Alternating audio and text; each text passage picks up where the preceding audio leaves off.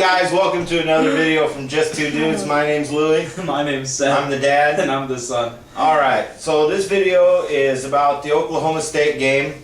And probably going to be 2 parts. Yeah. Now we noticed the last video we broke up to 2 parts. We had twice as many views on the first part as the second one. That either means you guys are sick of us, you don't find us entertaining, or what. But for us to talk about everything we want to talk about, we kind of got to break it down. Seth, I'll let you start wherever you want to start from the Oklahoma State game.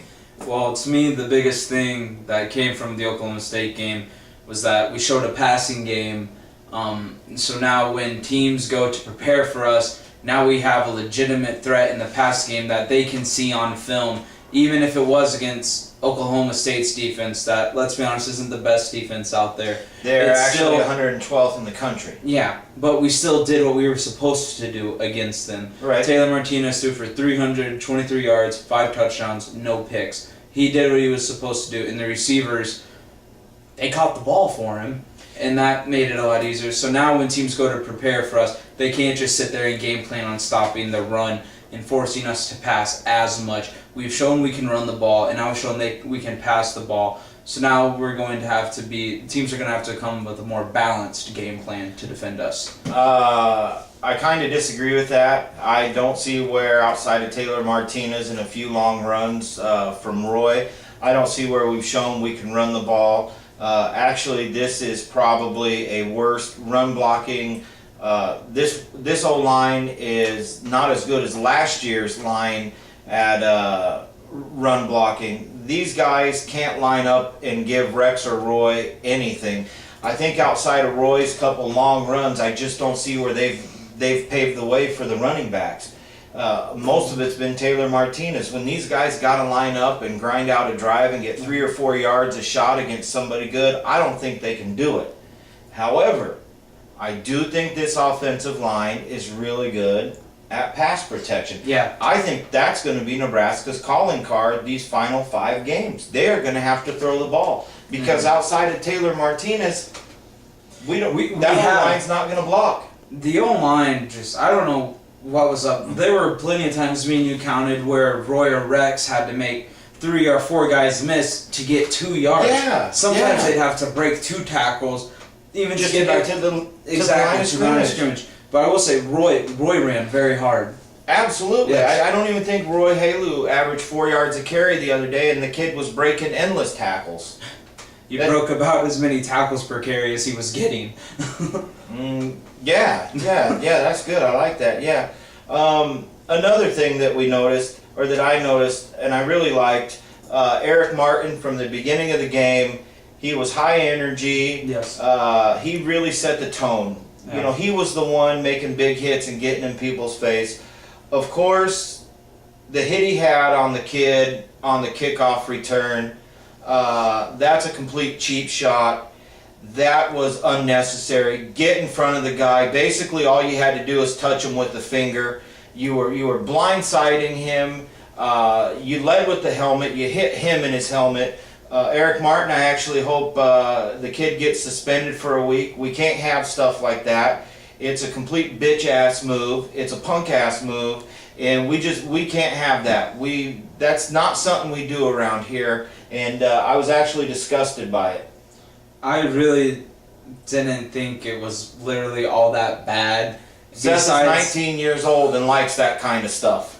Well, to me, it's just, if you're going to go out there and set a tone, that's how you do it. I understand. You don't sucker shot a defenseless guy on a kickoff. Here's the thing. The guy was running down the field, and the play was to the sidelines, and he was acting like he didn't even know what was going on. He wasn't even running towards the ball at all. If you're just going to nonchalantly run down the field on kickoff coverage, you will get annihilated like that. I think it's more of the kid's fault for exposing himself in that bad of a way than it was Eric Martin blowing him up. It's the kid's fault for being big and slow and running down after the guy and showing hustle. So it's his fault that he got cheap shotted and blindsided. Because he wasn't even going over to the play at all. Okay, therefore, if he's not even involved in the play, that makes the hit even worse. Well, I'm just saying he was on the side of the field to where he should have been going to the ball. the block that Martin threw wasn't that far away. That's from not the a ball. block. That was a cheap shot. That wasn't a block. If That we was- keep talking about this, we'll be talking about it the whole video. Well, I don't care, because I hope that kid gets suspended. I hope the Big 12 comes down and kicks him off the team for a week. Seth's been harping all year long about, I don't think it's extreme. Seth's been harping all year long about the run defense. Some of us said that, well, the coaches said they'll show up when they have to. I kind of laughed at that, and then I think we all got a false sense of how good they were from the K-State game. Yeah, when we had to stop a back, and we did. Yeah. But this was horrible. Over 200 yards against Texas, over 200 yards this week to one guy. I still It's am amazed atrocious. that the defensive line hasn't got a holding call for them. If they have, it's been very few. Yeah. Because I see all kinds of holding, but Hands to the face, like what happened to Baker a couple yeah. times. The other part of that is I don't think officials are going to call a whole lot of holding calls when the D linemen are getting pushed backwards 5 yards with consistency. I just don't think they're going to get holding calls when that happens. Those guys, we've talked about it probably in the last 3 videos. We can't figure out if they're just sacrificial guys out there, if they're just being asked to basically block to free up the linebackers, but something's got to give because this isn't working. I think right now, a couple weeks ago you could have said they're sacrificial until they don't have to be. But after seeing the last 2 games, I just think it's more of the players. And maybe that is why they're being sacrificed, because they're really not that good. I mean, you see Jared Crick, the preseason Big 12 Defensive Player of the Year. Yeah, he's getting pushed around. Whooped. And what about the one play that we watched several times where there he's was trying to... Kendall Hunter on a draw play. It's just like you saw him, Ndamukong Suh do so many times last year. He's blocking his guy, or his guy's blocking him. He's going into a gap, and then he just bites off the guy, throws him to the ground, and comes back if the run is going this way. And that's something we saw a couple of times, and especially on one play, they showed a great replay of it, where Jared Crick is trying to push off his guy, and he's trying to get there. You even see his leg go up in the air because he's trying so hard, and he's just stuck in the ground. And I think that ended up being a 24-yard run. And that is the difference in the rush defense from last year to this year. Is Suh is getting off that guy, or let me rephrase that. Suh is getting off those 2 guys and making that play for a 2 to 3 yard gain instead of a 20. And that's not Jared Crick's fault that he's not as good as him, because one thing about Jared Crick is you always see effort. Yes. But sometimes it's just like he disappears from games. Yeah, he kid really hasn't been a factor in a game all year. He made a couple big hits on the quarterback early on in the year against Western Kentucky and Idaho, and he had a couple sacks, but that don't count. Really, to me anyway. And once again, this game, we had so many missed tackles. Yeah. I mean, Kendall Hunter. He's a good running back, but he's not that good. Right. Any good running back, they have a job kind of on every single play. A running back has to make the first guy miss. Yeah. And that's usually accomplished because you have a running back who can see everything, and you have a defensive guy sprinting at him. It's kind of easy to make the first guy miss. Yeah. But when you come to the line of scrimmage and you bounce off the tackle, and you have a safety who's sitting there waiting for you, and he doesn't even lay a hand on you, and you get by him, and then you get by another safety, and you're sprinting at full speed for 20 yards a carry. There's massive problems there, and I cannot believe that Bo Pelini's team went from seemingly not having a problem to the last 2 games not being able to tackle. I'm dumbfounded by the whole thing. To me, it's just as crazy as we play horrible at home. Yeah. Except worse, because this is actually, it can cost us games. And it very well. Well, it just did last week. It did. Right. The missed tackles, I don't know what's going on there, but first off, the safeties are coming up. They're taking horrible angles at the ball carrier. And then when they get there, especially Ricky Thenars is trying to make the biggest hit he's ever made every single play. He did a better job though. He of did wrapping up. this week. He did tried a wrapping better up, job.